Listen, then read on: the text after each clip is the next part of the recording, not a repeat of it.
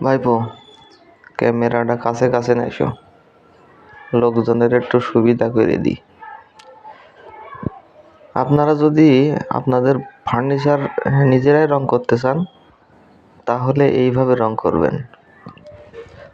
আগে একটু ঘষা মাজা করে নেবেন, ঘষা মাজা করার পরে সুন্দর করে মুছে এবার রং টানবেন। হার্ডওয়্যারের দোকানে অবশ্যই গেলে এই রঙের কথা বললেই ওরা দিয়ে দেবে। আপনারা পরিমাণ মতো নেবেন, নিয়ে এবারটা কিন্তু রং করতে পারবেন নিজেরাই।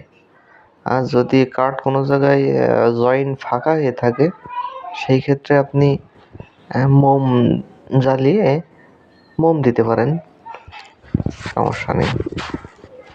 আর এই যে এগুলো হচ্ছে পাশি, এটা খাট, এটা হচ্ছে মেগনি কাঠ। মেগনি কাঠে কিন্তু মেগনি কালারটাই বেস্ট হয়, যেহেতু কালারের পরে জিনিস ভালো লাগে, তো মেগনি কাঠে মেগনি কালার এটাই ভালো।